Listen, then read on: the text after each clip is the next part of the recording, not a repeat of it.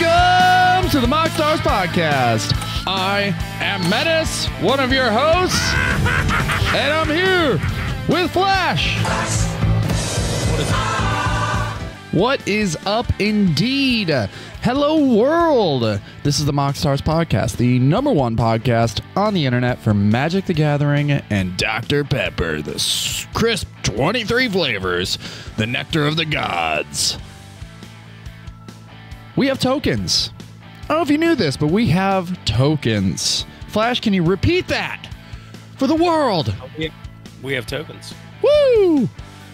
And they're the sickest tokens. They're on screen. They're so awesome, made by our buddy Deathmilk Designs. Check them out if you want them. Jump on the Discord server, reach out to Menace, and we'll get some in your hands. All right. If you'd like to support the show, you can find us on YouTube, where you can like, subscribe, and ring that bell for more notifications. You can also support us on all major podcasting platforms by giving us a 5-star review to make us look super duper cool. You can also leave comments on Spotify or any other platform, really. You can also support us directly via Patreon, where you can become an official Pepperhead. For $3 a month, you get access to our bi-weekly giveaways. And you can become a Cherry Vanilla Pepperhead, like Will Rule, K Mr. K, UWP Quirt, D-Mun82, Tommy Cypher, Jacob Hibbard, The Boogie Ghost, Pool Boy Barry, Draw for Turn, KB, maybe Jeremy, maybe Anthony. Thank you guys all for your support. We appreciate it so much. The cap of the Cherry Vanilla Pepperhead tier is closing in on full, so if you're not a Cherry Vanilla Pepperhead, make sure you jump on before we reach the cap on that. We also have Revenlift hanging out in the MoxStars Dr. Pepper Lounge. This week is an exciting episode.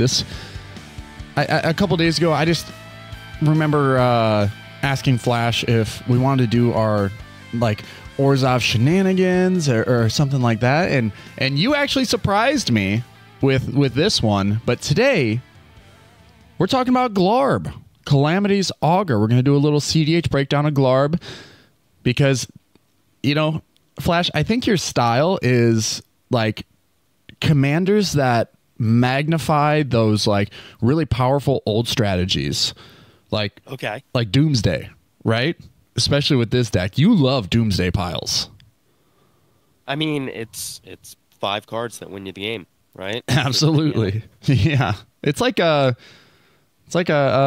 form of ad nauseum, but at sorcery speed. It's 3 mana, right? For 3 mana. Yeah. But maybe Sexy. not sorcery speed, because you know you're playing Valley Floodcaller. Absolutely. Yeah. Such a good addition to the format and to the meta.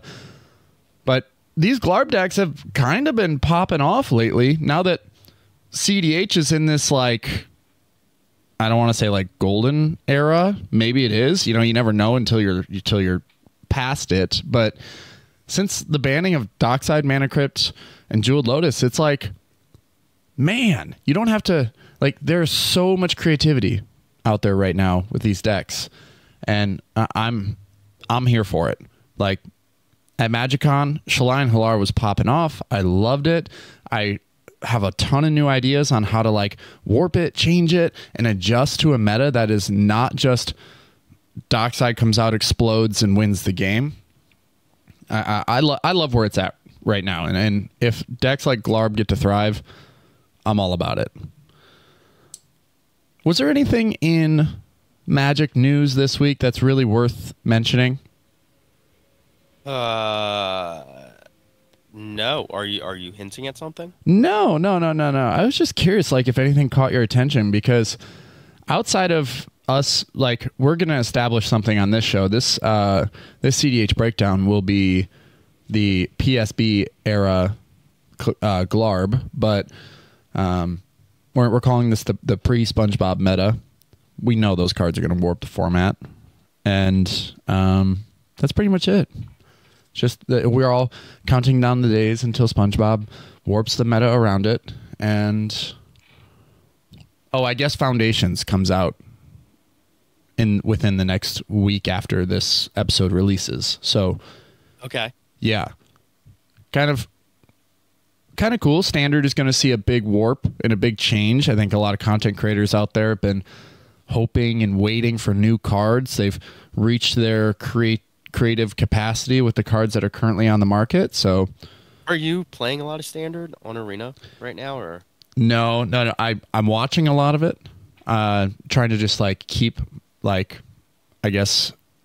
keep some grounding to it, like, because I think it is interesting, like, to just be informed on multiple formats. And yeah, I'm trying to like stay connected to Standard to see the health of that format, because it does I think it does impact other formats regardless, in a way. It speaks to the health of the format, or to the health of the game. So yeah, I've been watching a lot. Swayze, if you haven't checked him out, great content creator. I think he's up and coming. He has great attitude about the game.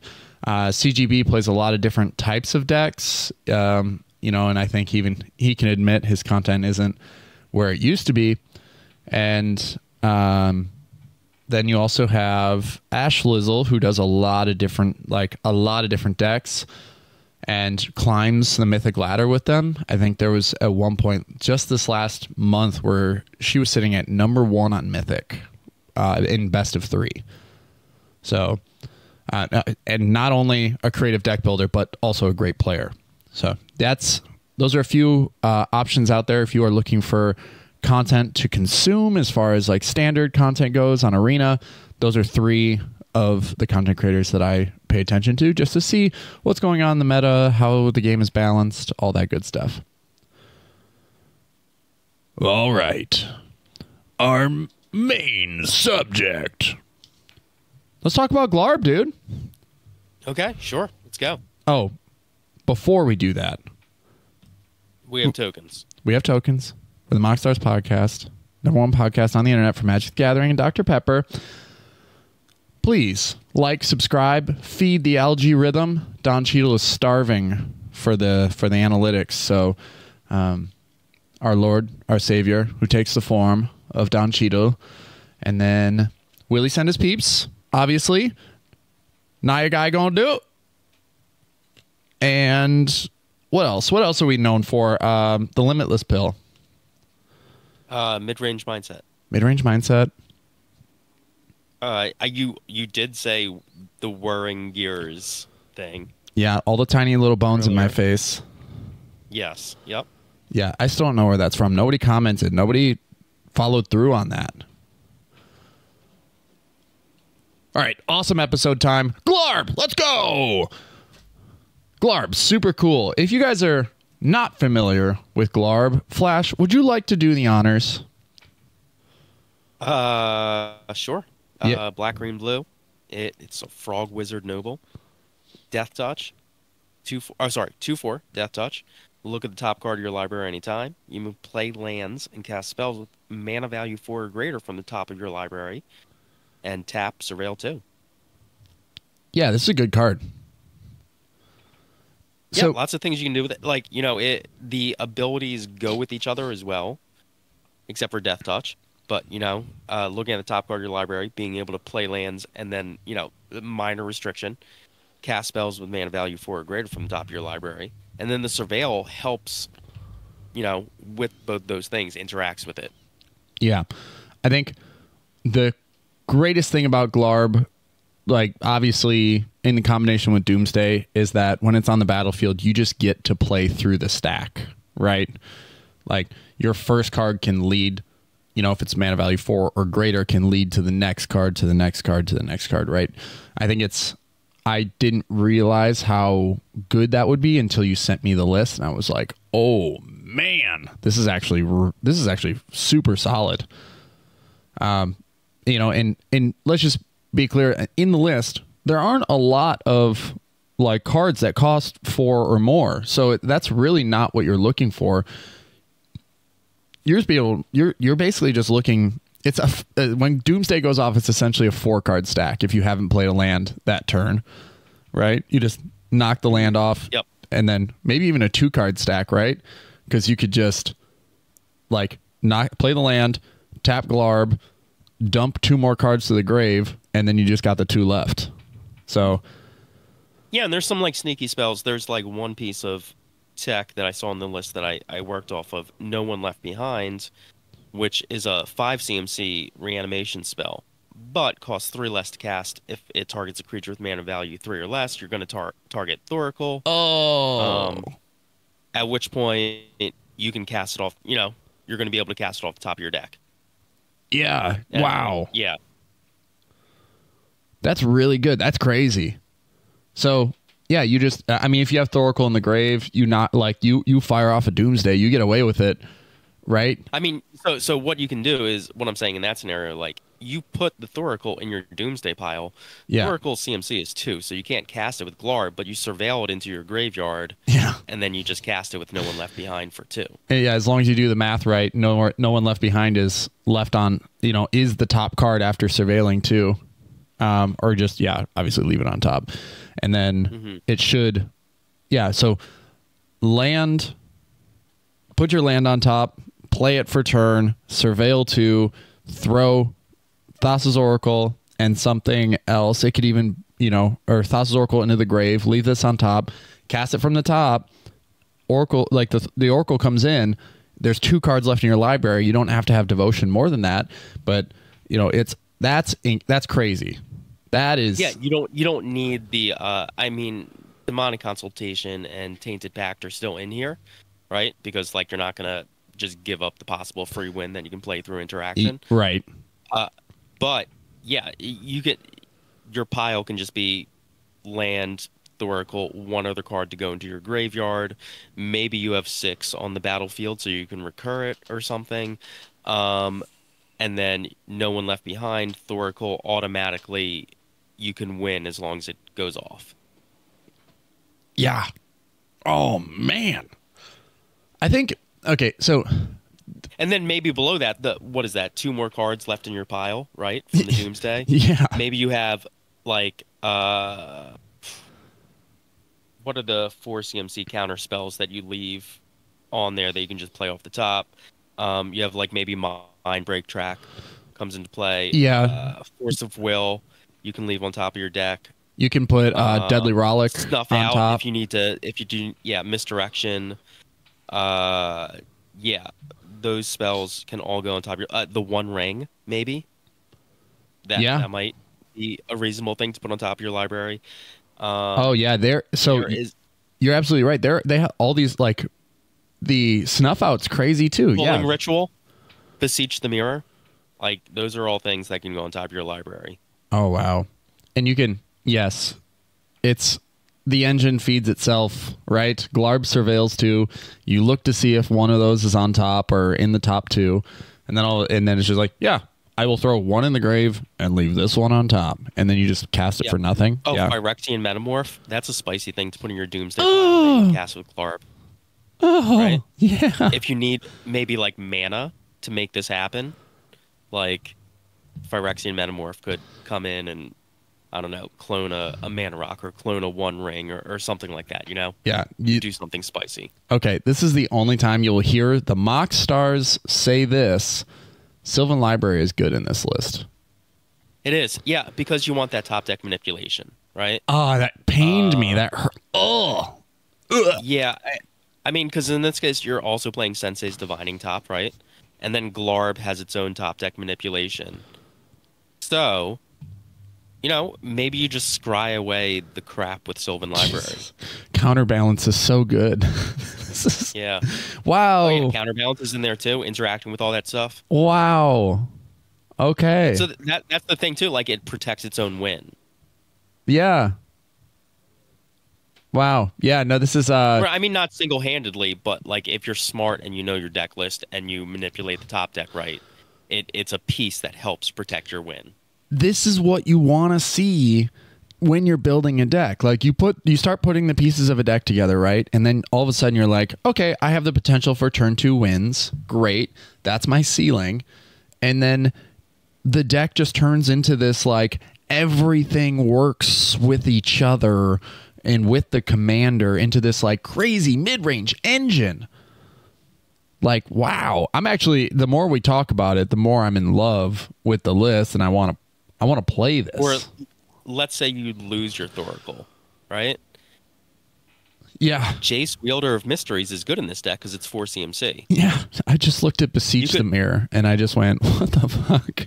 Yeah, exactly. Like, if you wanted to, like, say somebody knows where to stick their finger in this deck, then your Doomsday pile can just be Jace, Wielder of Mysteries, Beseech the Mirror, one of your Forbidden Tutors or something, you know? Yeah, it could be well, hear me out.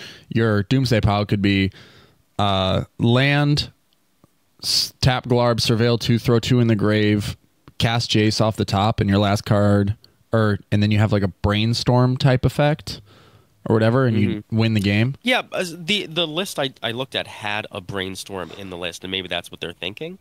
Right. So yeah, you could just Jace. So,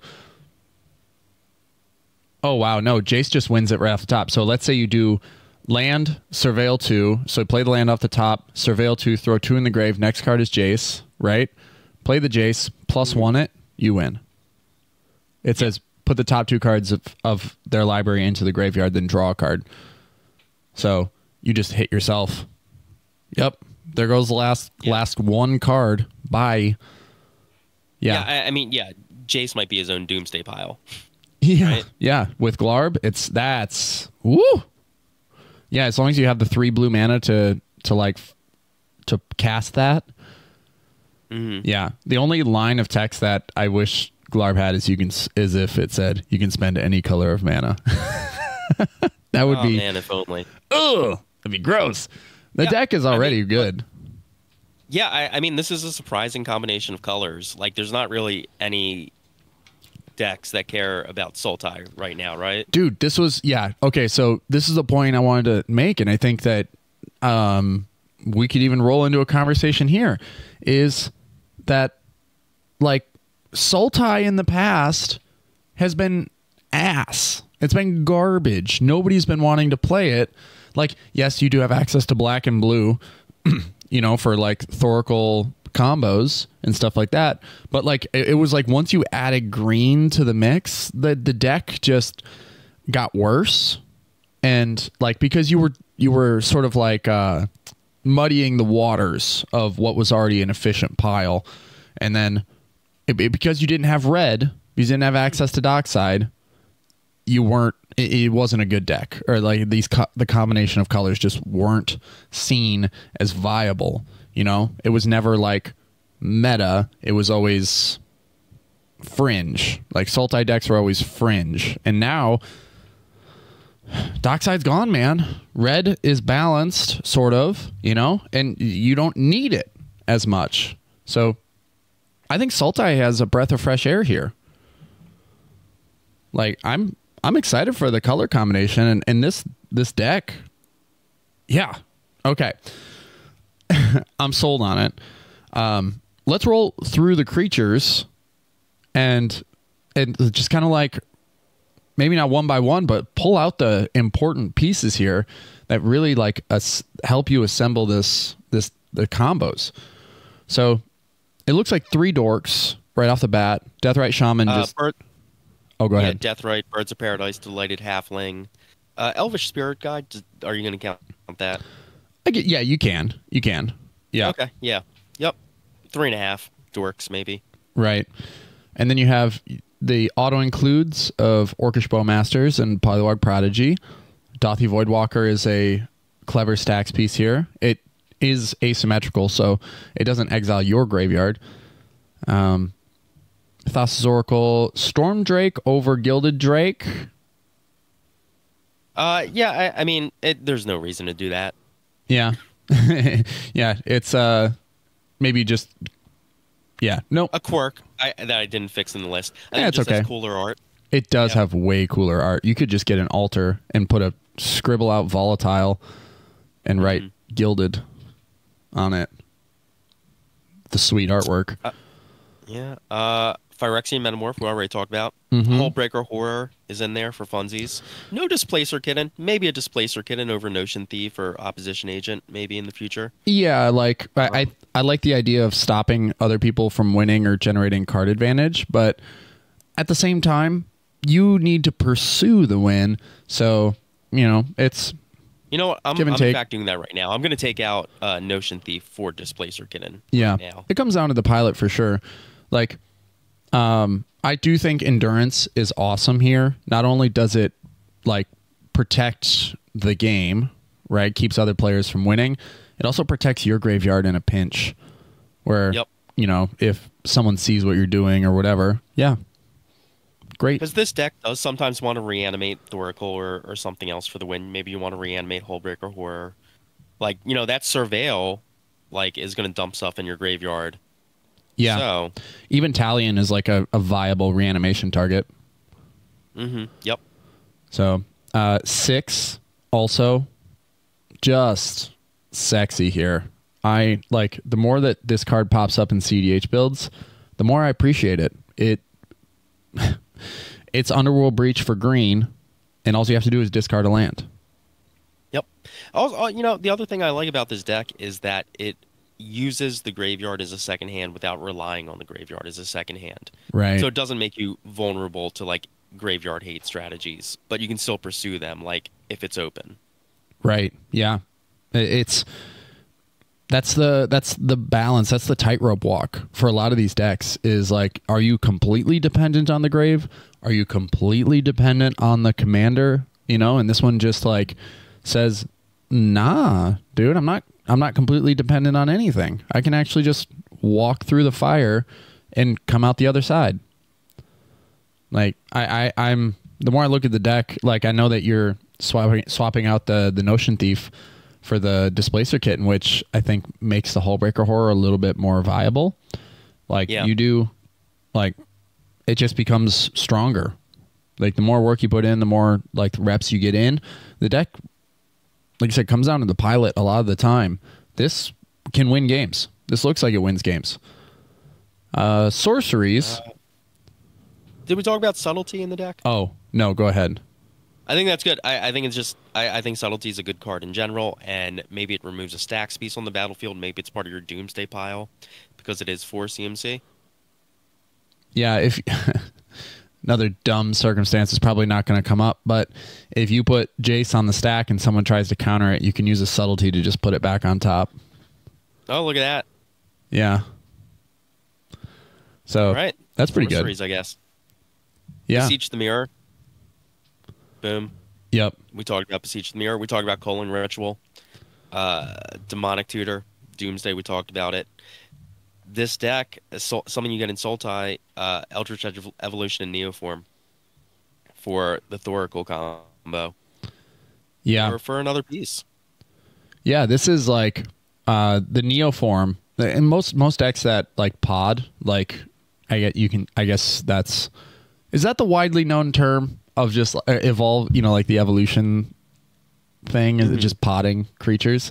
But Neoform is a one-time pod. And like, yeah, I mean, you only care about podding into 2 CMC. Right. And your mana dorks do that. Yeah. No, I like that a lot. Yeah, Neoform and Eldritch Evolution are awesome cards. No One Left Behind, we talked about that. Yep. I think Personal Tutor is great here because it allows you to just put something on top that you can just cast with Glarb. Yep, exactly. I mean, that, I think it's kind of like that or Imp Seal. I think Imperial Seal is probably better here. Yeah. I should probably make that switch. But yes, it's a strong card. I'm going to move that to the sideboard, grab the Imperial Seal. Actually. Nice. Building this deck live on air. You're here. You're with us. Yeah, Doomsday, like if y'all are unfamiliar, Doomsday is this, card from a bygone era that pops up every once in a while. Did we not even talk about Doomsday itself? No. Would you like to do the honors? Sure. 3 black mana, sorcery, search your library and graveyard for 5 cards and exile the rest. Put the chosen cards on top of your library in any order. You lose half your life rounded up. Boom. That last sentence does not matter. Yeah, it's irrelevant. Yep. So what if it's 20 life or more or less? It's, yeah. You're putting together 5 cards from your library and graveyard, not exile, but just library and graveyard and 5 cards that should be able to win you the game. You have a commander that if it's on the field, you can interact with 3 of those cards at least. All 5 if you do it smart. Yep. Yeah, Doomsday. It even has the Junji Ito variant that I know you love. You bought that one, right? I do. I have it in Japanese. Hell yeah. Yeah, no, this artwork is just like, it's everything. It's like, it's demonic, it's demented. It is iconic. Like, this should be the ideal artwork for Doomsday. Like, if it isn't already determined, it is determined now on the MoxStars podcast, the #1 podcast on the internet for Magic the Gathering and Dr. Pepper. Oh yeah.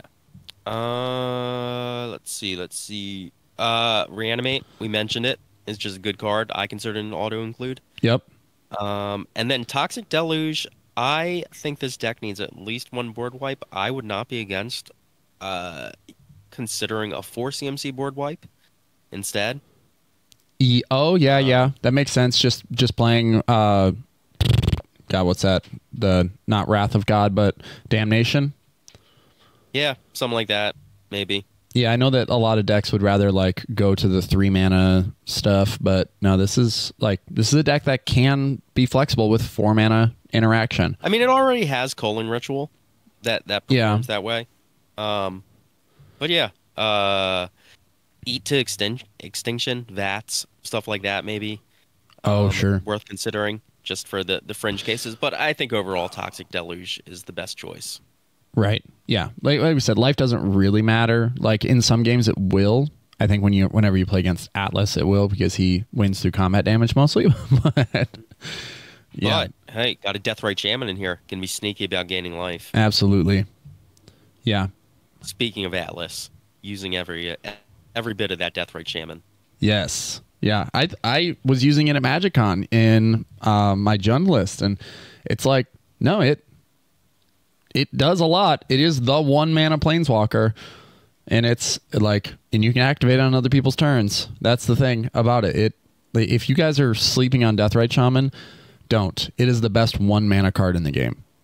Maybe not the best 1 mana card. It's the best 1 mana creature in the game. That's for sure. Yeah, for sure. 1 mana planeswalker. Yep. Instance? Yeah. I think we talked about all the sorceries, right? I mean, I think the instance here, there aren't really any surprises. It's all just real efficient stuff. Yeah, all your most efficient blue, green, black interaction. Yeah, and I think that a card to point out here is Abrupt Decay. Like, this is another generically good card that is oftentimes overlooked. It puts in work. Trust me, everything can be countered by spells or abilities. Yes, that's a big thing. The only thing that can happen is it can get pushed back to your hand by something like Sink into Stupor, which is obviously also in this deck. Yeah, and it's more prevalent now than ever. But like, Abrupt Decay is like super undervalued and underappreciated. It's disgustingly good. It hits everything that is a win condition in primary meta decks. So get out there, get your Abrupt Decays in there if they're in your colors. If you're in 5 colors, play it. It's really, really good. Yeah, I've loved this card since it was printed. Like, it was a beast in standard. It was good in modern. Like, I feel like it's great in multiple formats. Yeah, and it hasn't gotten any worse. If anything, as the game has gotten more efficient, the card's gotten better. Right? It's just like, it's one of those cards that the text on it can actually grow with the game. And there are very few cards in Magic that do that. So, yeah, continue rolling through the instance. All 3 can't refuse. Great counterspell. Assassin's Trophy, another super efficient removal spell that I feel like has been great since it was printed. I doubt your opponents are playing basics, so there's no downside to it. Right. It gets rid of Gaia's Cradles, which are becoming like more of a combo outlet than in the past. Yes. Born Upon the Wind. You also have Valley Floodcaller in here, but you are playing both Necroponents and Necrodominants. So it does have that end step win situation if you wanted. Yep. Psych Rift, we know it, we love it. Dark Ritual, which by the way, this I have this foil Frank Frazetta Dark Ritual. I had no idea how expensive this has gotten. Yeah, it's $100. Yeah, it's wild. No, I always print the proxy of that specific one. Like it's the best one. It is. It is indeed. Frank Frazetta rules. Deadly Rollick. Yeah, I mean, both a good removal spell, also something it can be in your Doomsday pile and be played with Glarb off the top. Yep. If you need to, you know, if you need to like clear a stacks, a hate bear off the board or something, right, to go off. Demonic Consultation, we talked about it. Fierce Guardianship, you're gonna play it. I mean, Glarb. You're in the colors. CMC commander that you're probably good. Flusterstorm, know it, love it. Force Negation, know it, love it. Force of Vigor, 4 CMC can be in your Doomsday pile and be played with Glarb. Right? Unfortunately, not during your turn though. Like you can't cast it for free during your turn, but you can surveil it to the top. You can still surveil it to the top. You can still cast it with mana because it is an instant. Yeah. Yep. I do think so. Rewind a little bit to Fierce Guardianship. Regardless of if your commander is 9 fucking mana, I don't care. Like, and you're in blue, I think you just play Fierce Guardianship like automatically just because it's that good. At 3 mana, counter target non-creature spell. It's just the viability of it being free like that. Up that ceiling is worth it, even if your commander's like crazy high in cost. So always worth it. Do not disagree. Force of Will, know it, love it. Also, you can cast it with Glarb off the top. Gush, same deal. You can this cast is it the with one Glarb off the top. This is the one. Like, I didn't even think about this, but your Doomsday pile just gets that much better with this. Like, with Glarb on the field. Like, I'll just return my 2. I'll tap my 2 islands, return them to my hand. Boom. Yeah, I kept the mana base pretty basic for this. It might be worth looking at again and being like, hey, should I get a couple more islands in this list in terms of like the dual lands I'm playing? I think you can. I think you can even, if you lean in that direction, I think you can even start considering Mystic Sanctuary. Because, you know, like if you're surveilling, throwing something in the grave, be like, oh, and I'll grab that. Put that on top. Anyone listening with like experience with this deck, if they have an opinion about that specifically, I would be super interested. Because like the list I looked at, it's playing all of the 5 color lands, like Forbidden Orchard, Exotic Orchard, and those 2 specifically, I would be open to be like, should I be playing something else in this slot? Yeah, I think because Mystic Sanctuary also puts the card back on top of your library, like kind of good here, right? It's funny how it like actually benefits you more putting it onto the top than putting it in your hand, as long as you control Glarb. Yeah. Yes. So Gush into the Flood Maul. I think maybe Strict Serenade in this spot or something, but you know, another 1 CMC interaction spell that I think is worth playing in these colors. Yeah. Mindbreak Trap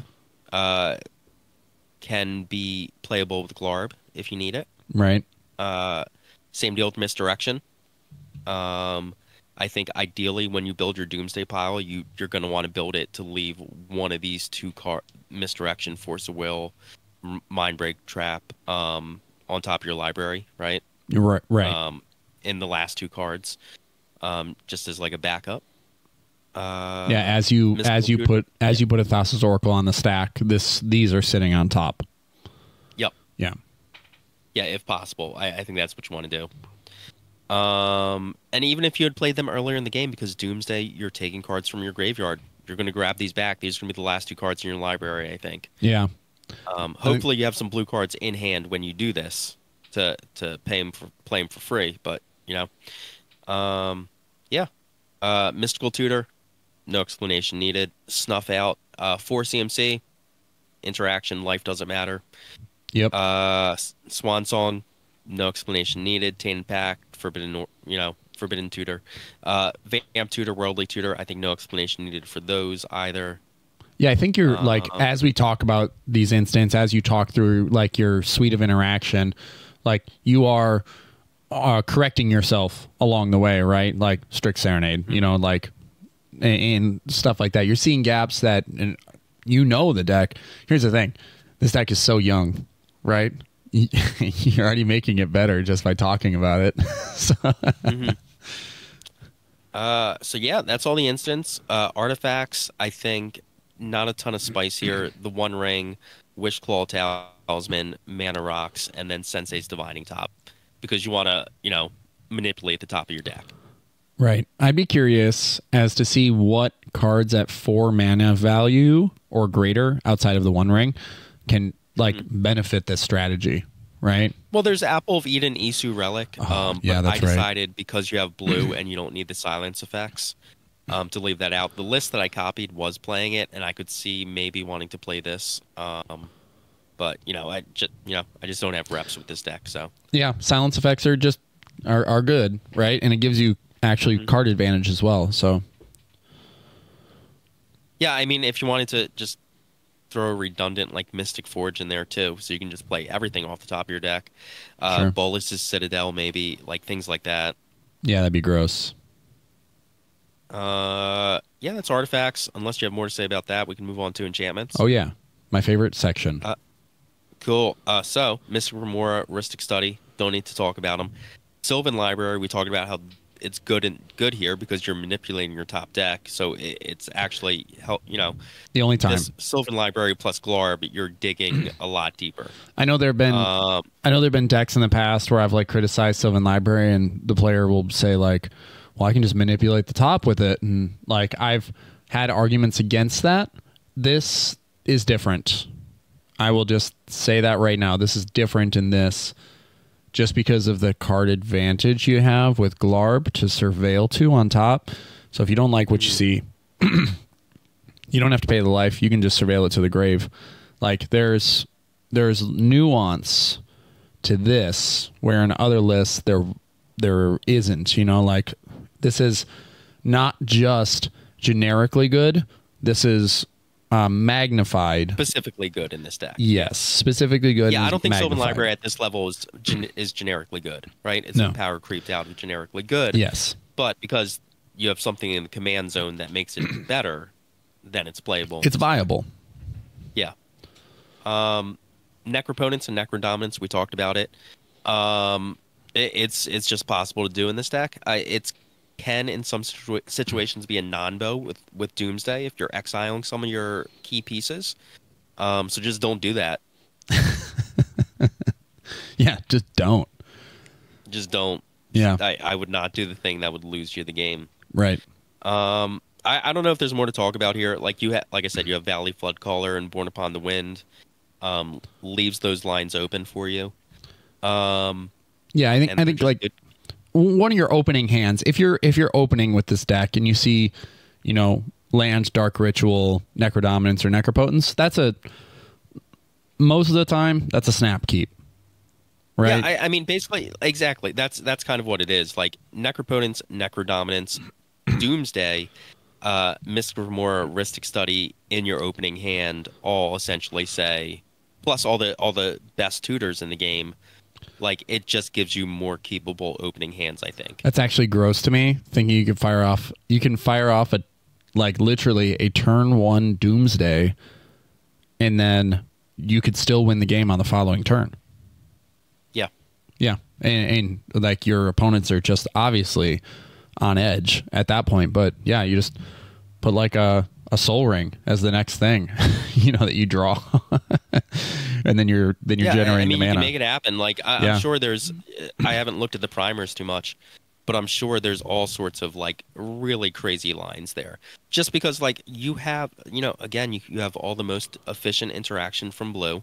You have all the most like, you know, efficient tutors in black, and then you have like the best parts of green enabling both of those strategies. Right.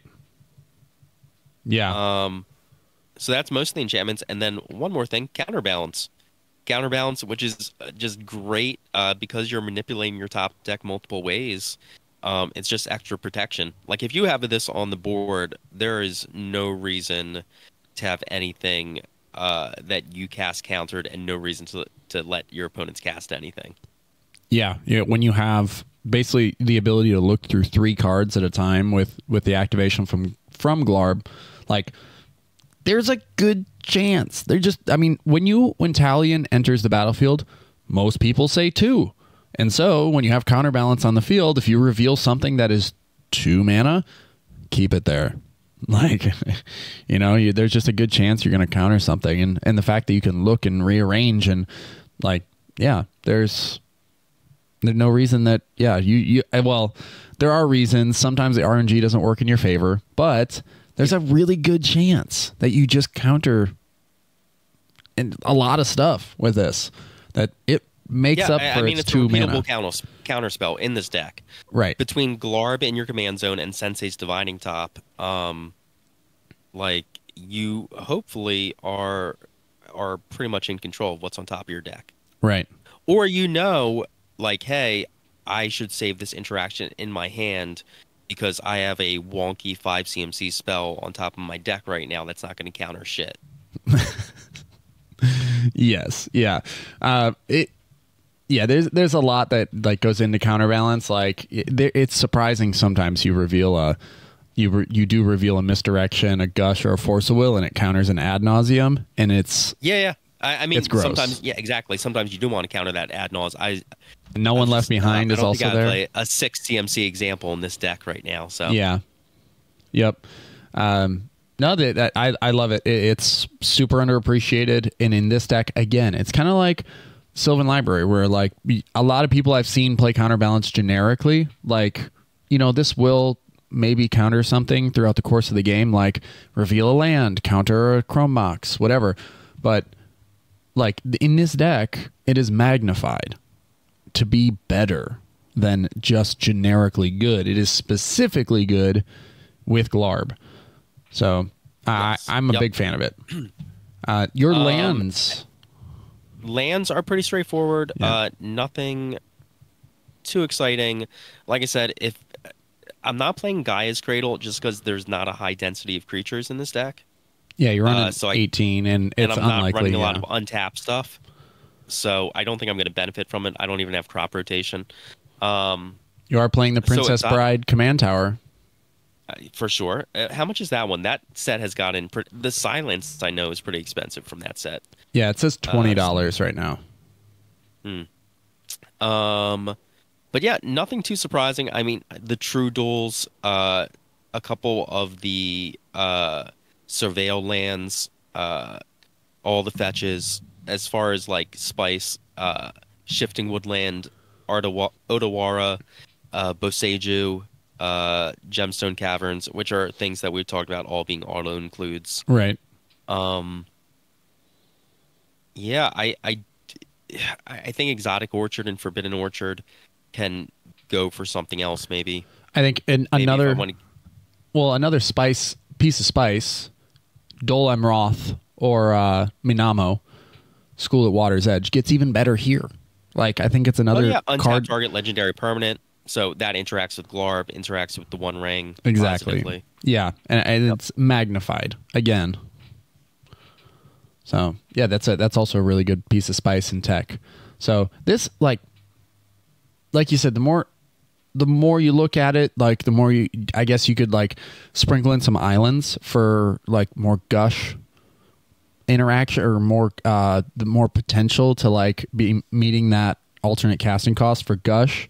But then that also leads you into potentially like including Mystic Sanctuary, which is also an island on its own. It just so also works. You could also refresh Mystic Sanctuary like inadvertently with gush.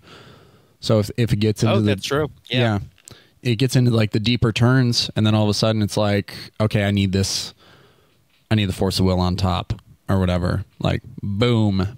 Back down, put the Force of Will on top, cast it from the top with Glarber. You're going for your protected win, right? And you have Glarb out, Mystic Sanctuary, put the Force of Will back on top. bada bing, bada boom. So, or put the misdirection on top, or put the, you need more card advantage. So you bounce Mystic Sanctuary to cast Gush, right? Goes to the graveyard, you play Mystic Sanctuary, you meet the requirement, put Gush back on top, you bounce the Mystic Sanctuary back again, you draw 2 more cards.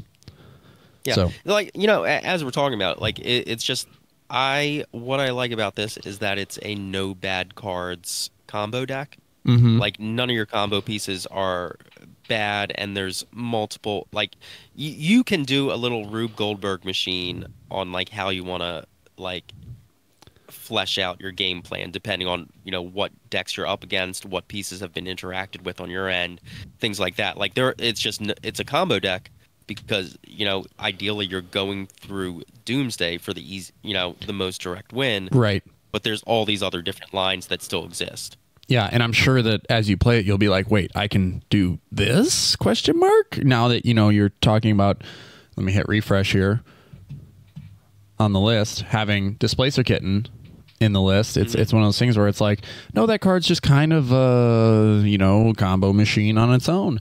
Like, you could, like, now that you have Displacer Kitten in the list, you can realistically pursue the Displacer Kitten, Eternal Witness, Lotus Petal, Dark Ritual line, because the only thing you're missing is Eternal Witness.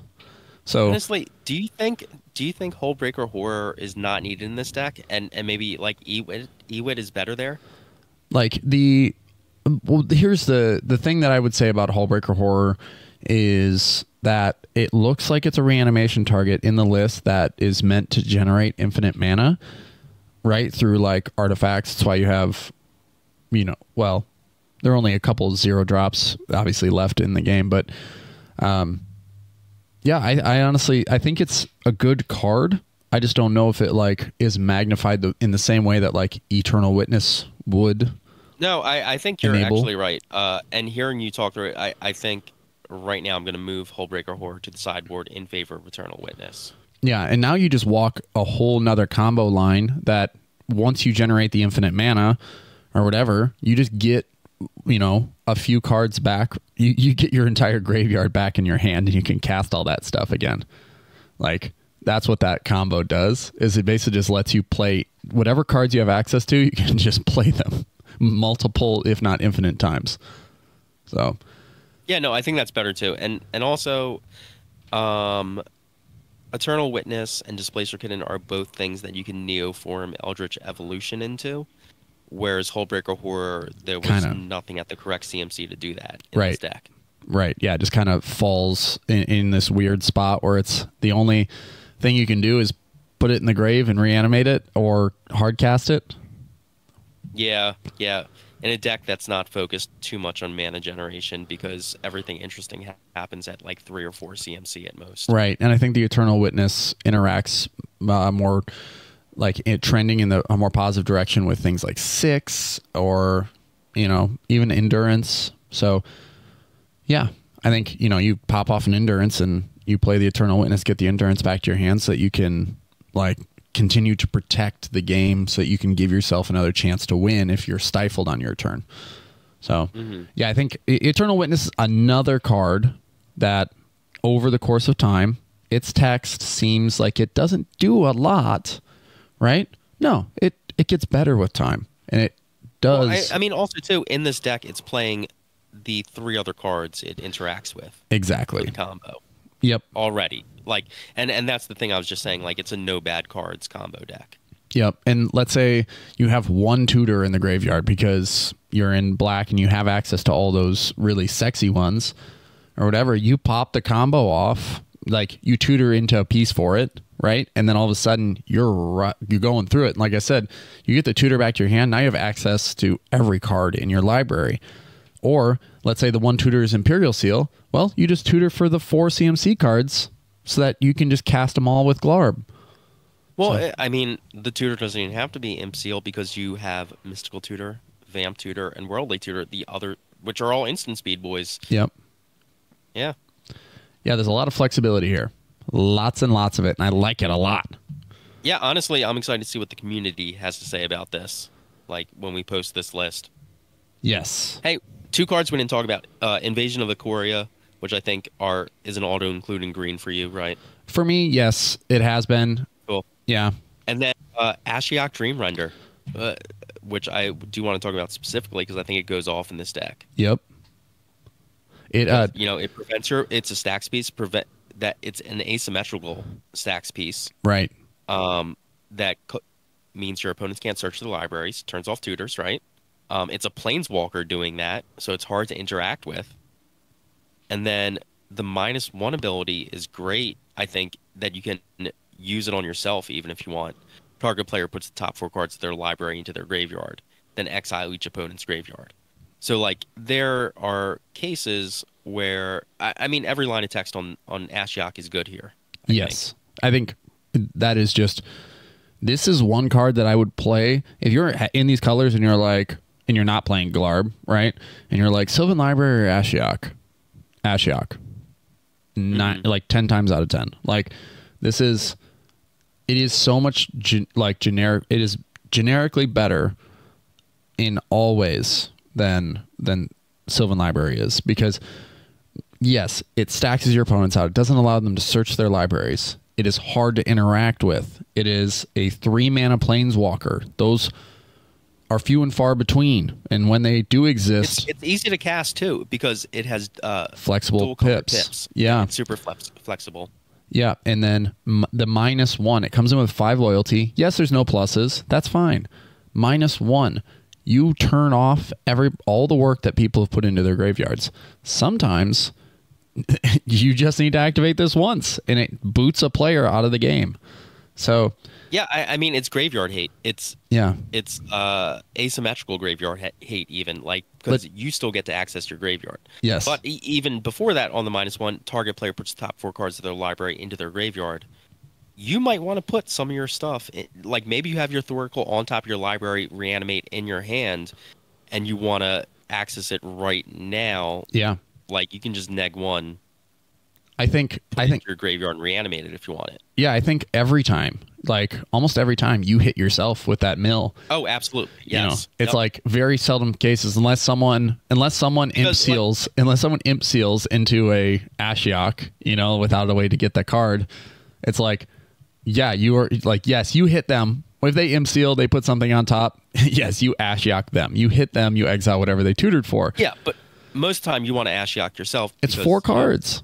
Yeah. Because you're reanimating, it's 4 cards that you're going to have access to. Maybe you have 6 in play, so you can just replay one of those cards, right? Yeah, I will say you can maybe E-wit one of those cards you're putting into your graveyard now. Absolutely, and you accidentally throw Eternal Witness into the graveyard, and you threw E-wit and Doomsday into the graveyard on accident, right? Mm-hmm. Like the deck has ways to get them back. Like, yeah. Hey, you know what I'm thinking? Does this deck want Intuition? You can. I was just going to say that with 6, or I was going to mention that before with 6, is like, you can be on Intuition lines here because you are a Doomsday pile.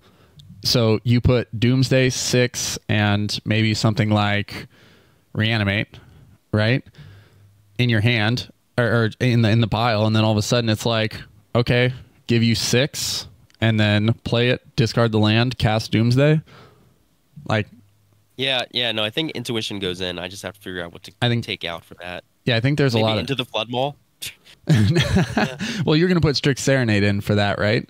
Well, not necessarily. I think if I have to just pick one card right now, Into the Flood Maul is the first card to come out. I don't know about, maybe it can go down to 27 lands, but I feel good at 28. 28 ton of... is like the golden rule for Mox Diamond, right? Mm-hmm. I would say that you could cut one of these rocks. Like, you could cut Talisman of Curiosity and put in... Yeah, like, I know it sounds wild, but like more than oftentimes, like, it's going to be dead if you're not on some sort of, like, I guess, combo line. You imagine spending your turn casting a Talisman of Curiosity. I think Wishclaw Talisman might be the card I cut. Well, if you can Wishclaw into a Doomsday and win the game that turn, right? Yeah. You can sit on a Wishclaw. You don't have to give it away immediately anymore because the Dockside doesn't exist. I'm going into the Flood Maul. Okay. Yeah, no. Strict Serenade can wait. Okay. And we'll see if Strict Serenade goes in. But and we'll see what the community has to say about this deck. Yeah, If they look at it. absolutely. Yeah. So Ashiok, unreal, so good. Yeah, have we talked about Ashiok on the podcast before? I don't think in depth. Maybe we've mentioned it, but no. It's like I think it has to have been recently too. I remember the conversation being kind of fresh, but someone had asked me what I thought about it, and I was like, "Yeah, you're in the colors. Play it." You know, so it's almost that good, right? Like if you are not in 5 colors, but you are in black and blue in some sort of 3-color pile, right? I think Ashiok kind of just falls in. Like it does a lot. It does a lot. Keeps the game going. It helps you play to not lose. Keeps your opponents off off tutoring, and like even for lands, like it shuts down fetch lands. I think it's another card you can consider as a snap keep if you run into land Dark Rit Ashiok, because it's likely that your opponents kept a fetch land. So yeah, it turns off fetches. Yeah. Spells and abilities. They just can't search. Well, I would say, okay, so if you run into 2 lands, if you have 2 lands, Dark Rit, Ashiok, you can keep that, because then you can at least continue playing the game after that. If you are on 1 land and you Dark Rit into an Ashiok without any hope of getting another land, it doesn't say surveil 4 and then exile the library or the graveyards. No, it's mill 4. You could just move through the next 2 lands you were going to draw on accident. So yeah, it's one of those things. It's a very circumstantial keep, but I think that you could Dark Rit keep an Ashiok if you are first or second in turn order. So yeah. I don't know, man. Kind of want to build this deck.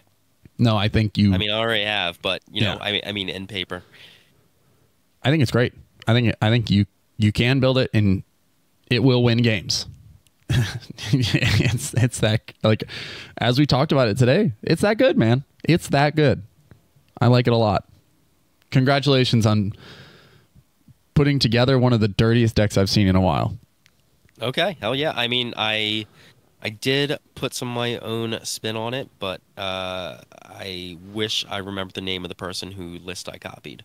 So yeah, no. Regardless, it has been flashified.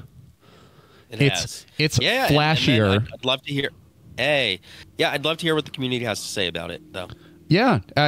If you're listening to this, if you've checked out the MoxStars podcast, the #1 podcast on the internet for Magic the Gathering and Dr. Pepper, the Chris 23 flavors, the nectar of the gods, make sure you leave a comment on the YouTube video, on Spotify, whatever platform suits your fancy. This list is sexy. If you have any suggestions, if you've played the list, if you've gone through and you've ironed out some of the details, leave a comment. We love the interaction. We want to have those conversations. You can also join the Discord server and jump on there. We'll throw the list up once the episode goes live, and we can literally just brew this list. I don't think it needs much, but maybe a few things. You get some ideas from the community that could help push it in the right direction.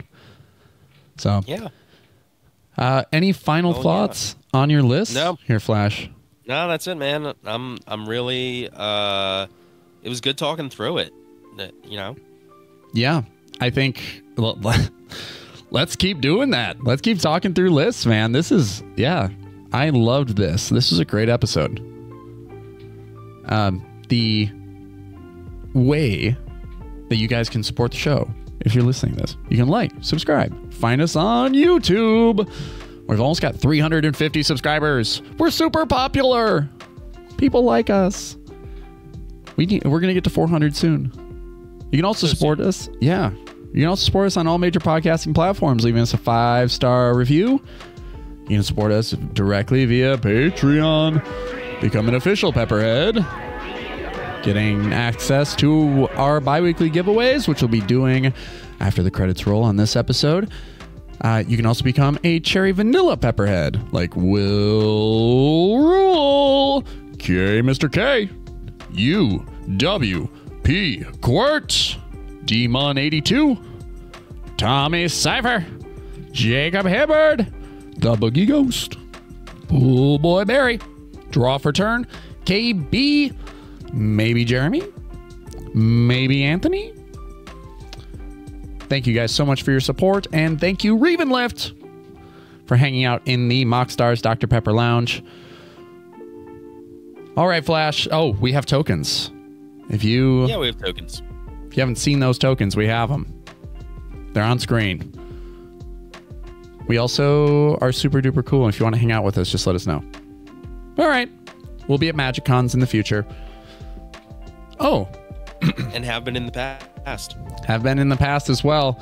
I'm wondering, with the MagicCon happening in Atlanta next October, Flash, let's just buy our plane tickets now. Right now? Right now. Consider. Okay. Alrighty. This has been the MoxStars podcast. Flash, any parting words of wisdom? No. None. Drink 2 Dr. Peppers, activate your brain, expand your neural pathways with the Limitless Pill. All right. We're out of here. Peace. Bye. All right, you've made it to the end of the episode, which means that we're doing our bi-weekly giveaway. So let's go ahead and shuffle that wheel 3 times with our new entries. And 3. And let's spin that wheel for a Duskmorn Collector's Booster. Who's gonna get it? Whoop. Oh, who is it? It's the Boogie Ghost! Congratulations, the Boogie Ghost.